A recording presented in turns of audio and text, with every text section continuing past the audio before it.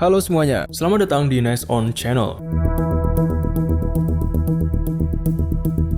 UAV atau drone adalah sebuah pesawat yang dikendalikan dari jarak jauh dan dilengkapi dengan kamera atau sensor untuk tujuan pemantauan, pengintaian, dan penelitian. Penggunaan UAV dan drone di medan perang menjadi semakin umum dalam beberapa dekade terakhir. Menurut laporan dari Markets and Markets, pasar drone global diperkirakan mencapai 22,5 miliar dolar pada tahun 2026, naik dari 4,4 miliar dolar pada tahun 2018. Peningkatan ini didorong oleh permintaan untuk aplikasi drone di berbagai sektor, seperti transportasi, kargo, termasuk pertahanan.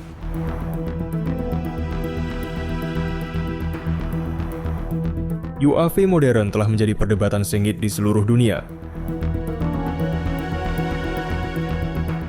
UAV diakui sebagai sistem senjata yang penting pada awal 1980-an, ketika Angkatan Pertahanan Israel mengembangkan drone kecil yang terlihat seperti pesawat model besar dengan kamera inframerah, televisi, dan target designer untuk amunisi berpandu laser. Drone ini dapat dikendalikan dari jarak jauh atau secara otomatis dan mampu berkomunikasi dengan stasiun kendali.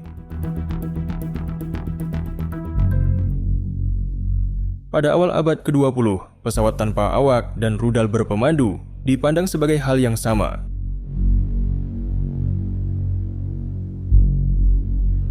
Beberapa negara mencari cara untuk menghancurkan kapal musuh dan target darat. Dulu, roket tidak cukup kuat untuk menjangkau dan menghancurkan sasaran-sasaran tersebut.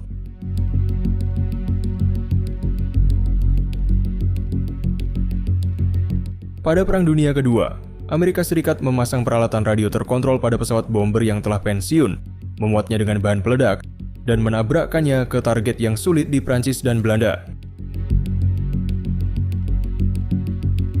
Ini menjadi awal dari penggunaan RPV atau Remotely Piloted Vehicle, atau kendaraan terbang yang dikendalikan dari jarak jauh untuk operasi militer. Kemudian Soviet mulai mengembangkan rudal permukaan ke udara.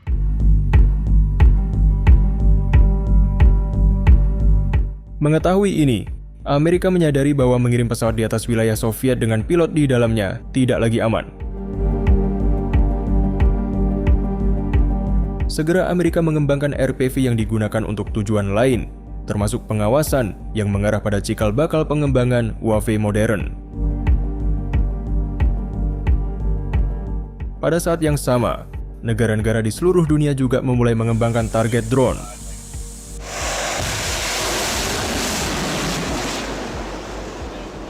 Target drone atau drone sasaran adalah pesawat tanpa awak yang digunakan sebagai sasaran dalam latihan militer, pengujian senjata baru, dan pelatihan awak anti pesawat.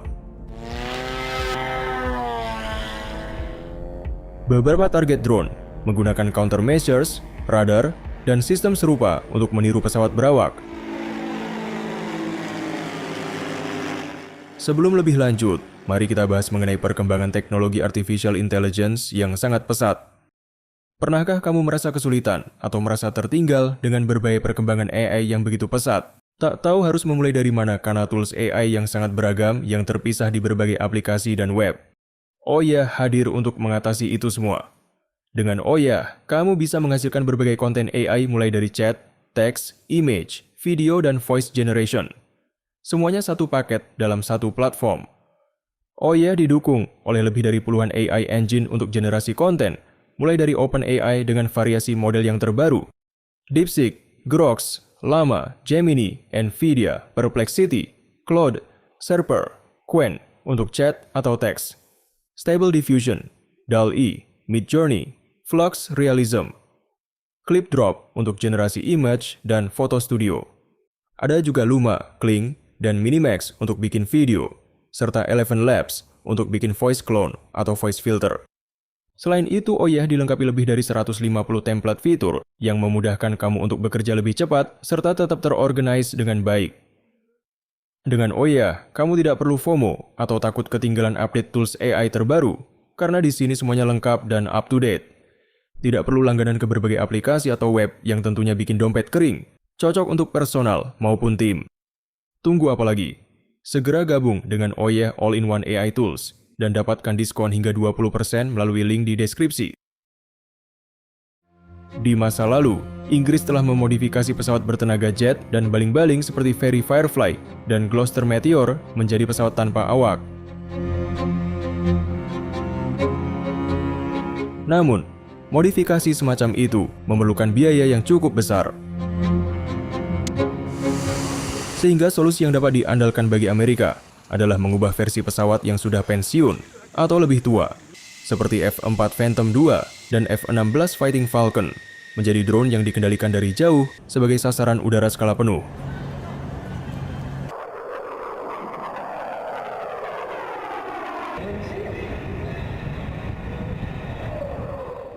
QF-4 pada dasarnya adalah versi target drone ukuran penuh dari pesawat F-4 Phantom II yang sukses digunakan selama Perang Dingin.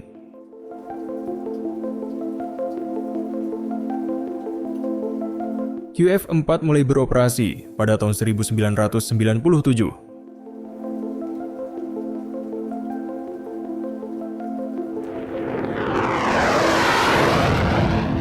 QF-4 Phantom II dikendalikan oleh pilot di stasiun kendali darat atau oleh komputer melalui sistem drone jarak jauh.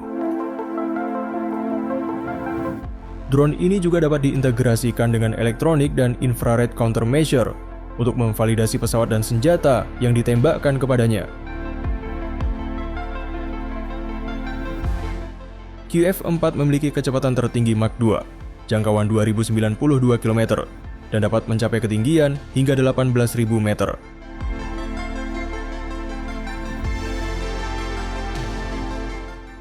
Meskipun QF-4 terbukti sangat efisien selama pelatihan sasaran, drone ini tidak lagi beroperasi. Banyak pakar menganggap Phantom merupakan pesawat tempur terakhir yang sangat efektif. Pada tanggal 21 Desember 2016, 4 QF-4 Phantom II terbang untuk penerbangan terakhir F-4 Phantom II di Amerika Serikat.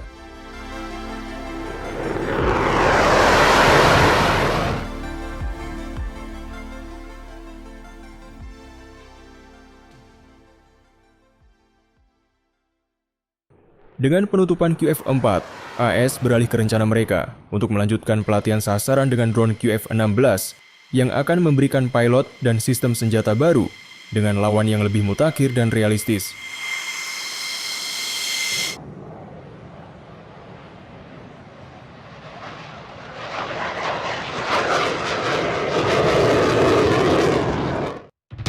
AS memulai rencananya dengan mengubah pesawat F-6 Falcon menjadi target drone QF-6.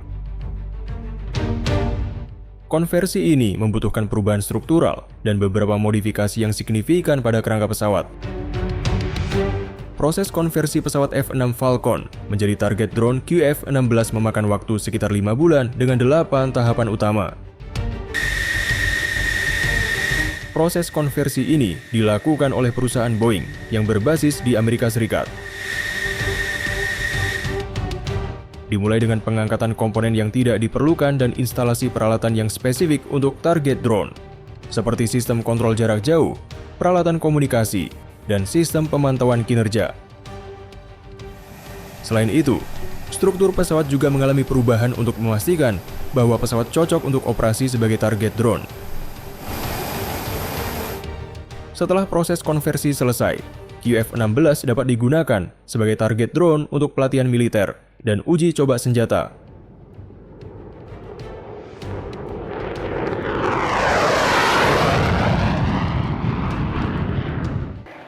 QF-16 juga digunakan untuk mensimulasikan tindakan musuh dan memberikan peluang latihan bagi pilot untuk menguji kemampuan mereka dalam mempertahankan diri dan menghadapi musuh.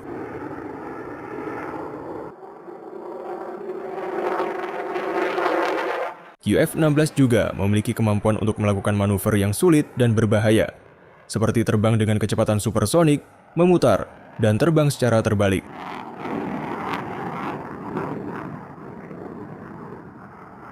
Drone ini dapat dipasangi peralatan khusus, seperti sistem countermeasure dan POTS misi, yang dapat meningkatkan kemampuan drone untuk bertahan hidup dan membuat latihan lebih realistis.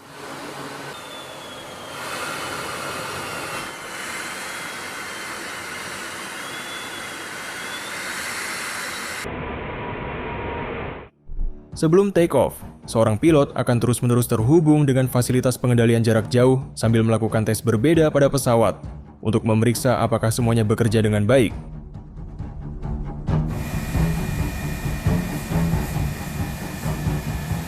Jika pilot puas dengan semua pemeriksaan pra-penerbangan, dia akan keluar dari kokpit dan mengunci kap depan dari luar. Kemudian, kendali diberikan kepada pilot yang duduk di stasiun kontrol jarak jauh dan mengendalikan pesawat melalui sinyal radio.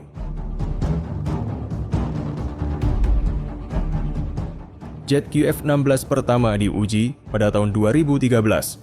Profil misi meliputi beberapa karakteristik penerbangan, termasuk lepas landas dan mendarat otomatis, di mana drone berbalik tepat sebelum membuat setengah lingkaran, sehingga terbang dengan posisi yang benar dalam arah yang berlawanan.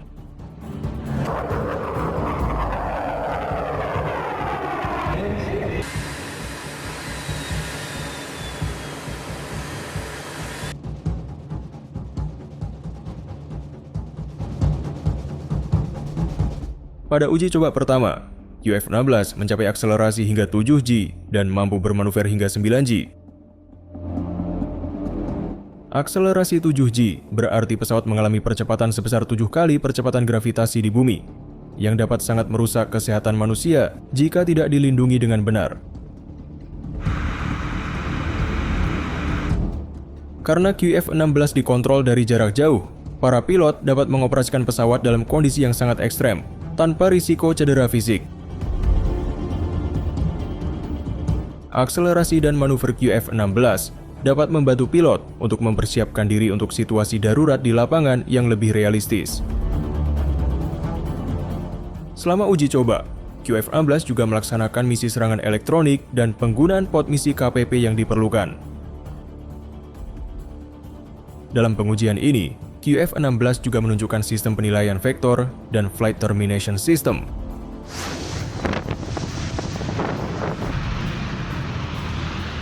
Keberhasilan uji coba ini membekali pilot dengan pengalaman realistis sebelum menghadapi situasi sebenarnya. Namun, saat intercept terjadi, ketidakpastian tetap menjadi tantangan besar yang bisa berujung pada insiden internasional.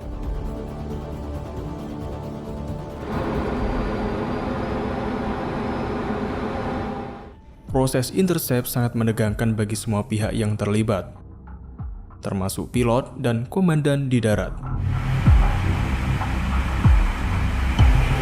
Hal ini karena pilot yang melakukan intercept pun tidak tahu situasi seperti apa yang mereka hadapi.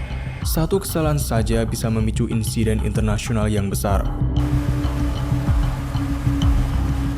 Salah satu peristiwa semacam itu terjadi pada tahun 2019 ketika sebuah pesawat kargo jenis Boeing 777 terdeteksi radar milik TNI AU memasuki wilayah Indonesia, tepatnya di langit kota Batam, Kepulauan Riau. TNI Angkatan Udara pun bereaksi. Pesawat tersebut terbang unscheduled tanpa flight clearance yang akan memasuki wilayah udara nasional. Pilot pesawat asing tidak mengindahkan instruksi operator untuk segera mendarat. TNI Angkatan Udara akhirnya melakukan intercept. Dua jet tempur F-16 melakukan intercept dengan terbang sangat rendah.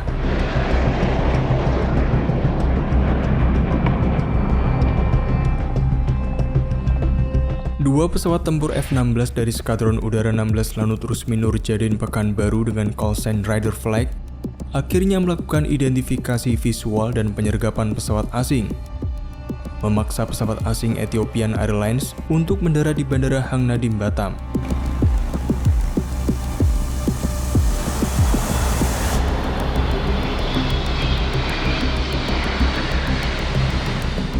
Peristiwa semacam itu juga terjadi pada akhir tahun 2022, ketika seorang pilot tempur J-11 Angkatan Laut Cina melakukan manuver ekstrim saat melakukan intercept terhadap pesawat Angkatan Udara AS RC-135.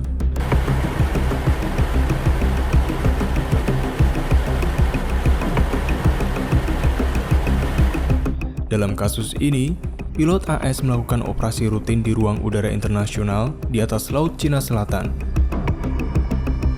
Saat melakukan intercept, pilot J-11 terbang di depan pesawat Amerika, memaksa pilot Amerika untuk melakukan manuver menghindari tabrakan. Dengan ketegangan yang telah lama berlangsung antara kedua negara, manuver semacam itu bisa berdampak buruk bagi hubungan kedua negara.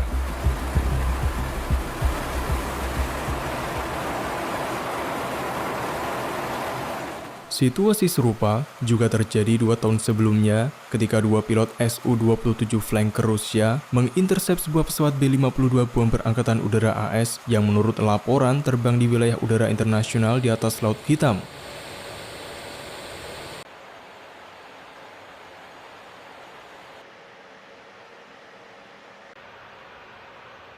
Para pilot secara berulang-ulang memaksa pesawat berputar-putar di sekitar pesawat dengan jarak hanya 30 meter dari hidung B-52.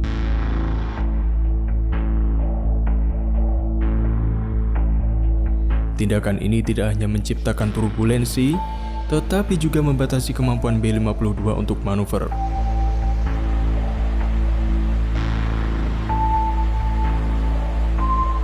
Tentu saja, prosedur yang tepat untuk mengintersep pesawat musuh atau asing yang potensial bervariasi bergantung pada negara dan situasi yang terjadi. Namun ada beberapa prinsip umum yang diterapkan oleh kebanyakan negara, termasuk Indonesia dan negara-negara lain dalam NATO. Setiap intersep mengikuti 5 tahap.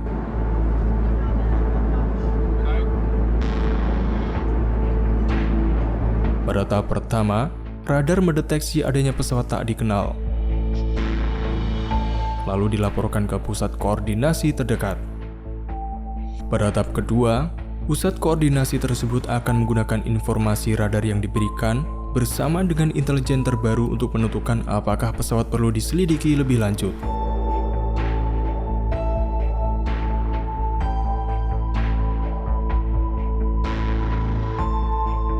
Jika penyelidikan diperlukan, pusat tersebut akan mengubah salah satu dari lusinan jet tempur yang selalu siap untuk melakukan intersep di setiap saat.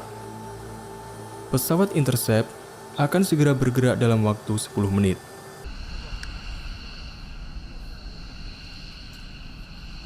Tahap keempat, pesawat-pesawat ini kemudian akan mengintersep pesawat asing, menyelidiki, dan jika perlu mengawalnya kembali ke wilayah udaranya sendiri atau mendarat di bandara lokal terdekat. Pada tahap kelima, semua informasi ini dilaporkan kembali ke pusat kontrol, dan pesawat-pesawat yang telah melakukan intersep akan kembali ke pangkalannya.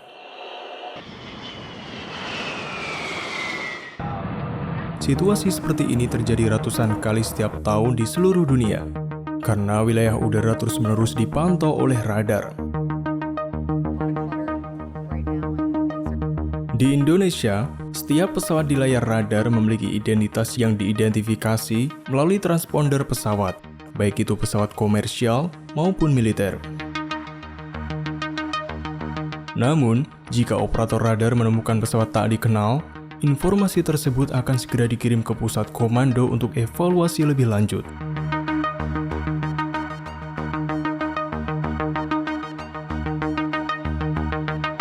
Seperti halnya di Indonesia dan negara lainnya, militer Amerika Serikat memiliki lusinan pesawat tempur yang standby di seluruh negeri guna menangani berbagai insiden kedaulatan udara.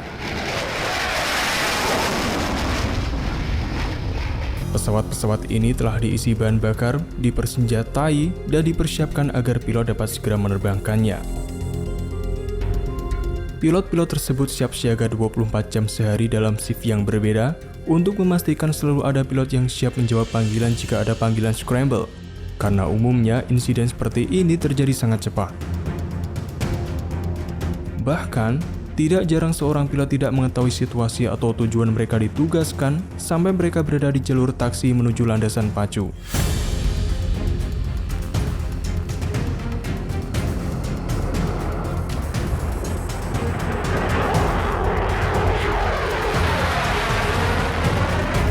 Bagian pengawalan atau escort dari intercept adalah bagian yang rawan terjadi kesalahan. Kesalahan dapat terjadi karena instrumen pesawat yang bermasalah atau kesalahan pilot.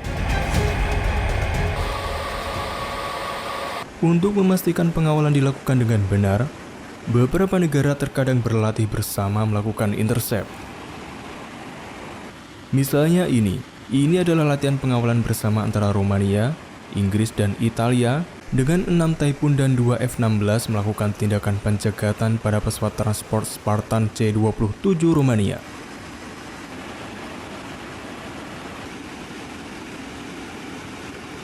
Tujuannya adalah mencegat pesawat, melakukan manuver menghindar, sambil menjaga kontak dengan pilot selama proses pengawalan.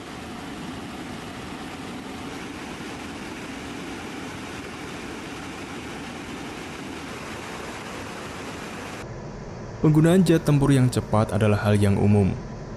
Beberapa negara yang rentan mengambil langkah-langkah untuk menjaga keamanan perbatasan mereka melalui pengawasan udara. Hal seperti ini biasanya dilakukan oleh NATO, di mana pesawat dikerahkan untuk memantau dan melindungi zona udara negara untuk mencegah masuknya pesawat yang tidak diizinkan atau pesawat musuh. Ini biasanya dilakukan secara bergilir dengan berbagai negara NATO yang bergantian mengerahkan pesawat tempur untuk melakukan patroli di langit di atas negara yang menjadi sorotan.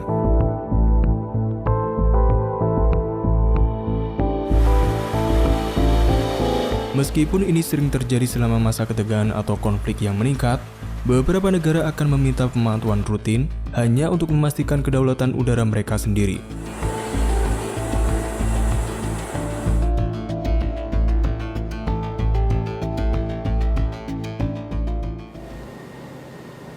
NATO juga menggunakan pesawat patroli yang disebut AWACS untuk pengawasan dan peringatan dini udara. Proses ini menggunakan jenis pesawat pengawas khusus yang dirancang untuk mendeteksi dan melacak pesawat lain pada jarak yang jauh, sehingga memberikan peringatan yang dapat diandalkan terhadap adanya ancaman potensial.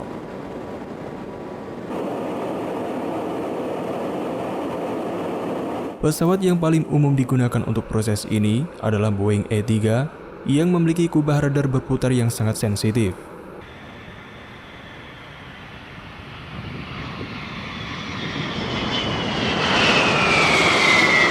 Kubah tersebut berisi subsistem radar yang memungkinkan pengawasan dari permukaan bumi hingga stratosfer di atas daratan atau air. Radar tersebut memiliki jangkauan lebih dari 375,5 km. Radar yang digabungkan dengan subsistem identifikasi teman atau musuh atau IFF dapat melihat ke bawah untuk mendeteksi, mengidentifikasi dan melacak pesawat musuh dan teman yang terbang rendah dengan mengeliminasi noise kebisingan di darat atau ground clutter return yang membingungkan sistem radar lain.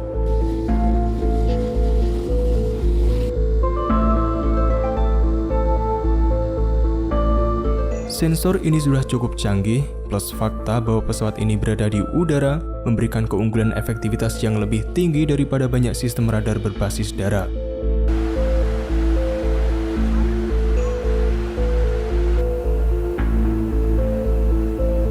Rata-rata E-3 Sentry memiliki lebih dari 20 awak dengan 13 hingga 19 tugas yang ditugaskan khusus untuk memantau peralatan pemindai pesawat.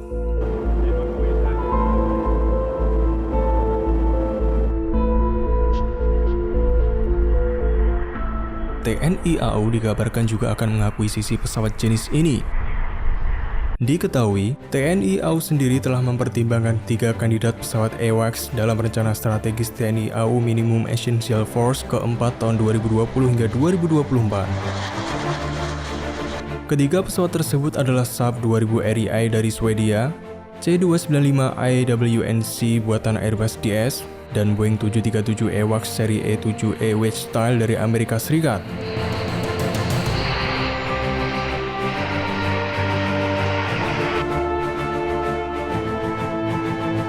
Inilah akhir dari episode kali ini. Bagaimana menurutmu? Tulis pendapatmu di kolom komentar. Dan nantikan episode selanjutnya hanya di Nest On.